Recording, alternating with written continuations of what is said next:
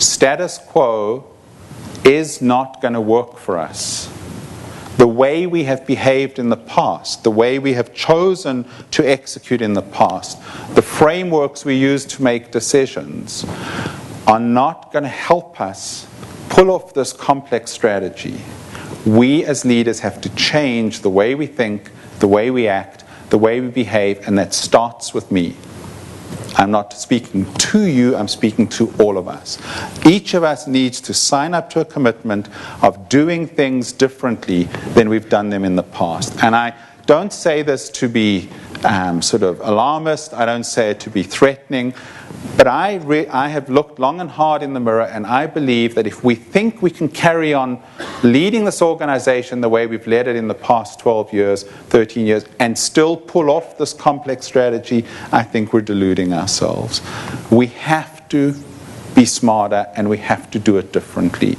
I am cognizant of the fact that those of you who have had the opportunity to interact with the EMT have experienced times, and I'll speak for myself here, where my behavior appears to be very directive, very authoritative, and it shuts conversation down.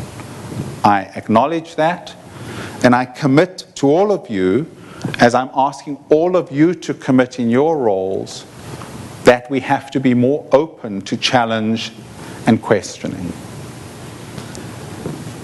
I want you to know that I believe what is actually missing at CBS is more of the fierce conversations, more of the tough questions, more of the holding to account.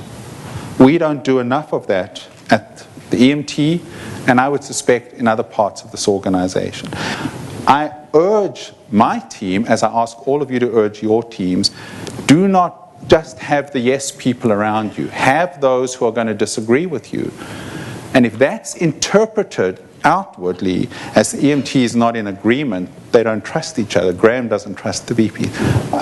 Frankly, I find that quite surprising. I think we have some cultural issues in this organization that we need to grapple with and come to terms with. Yes, we do have a top-down culture at CBS. And yes, we do need to change that. Starting with me, and starting with the EMT, and moving right down. I do not believe it is unique to the EMT and the EDs. In other words, I don't believe it ends there and everybody's perfect thereafter. We have a top-down culture that is getting in the way.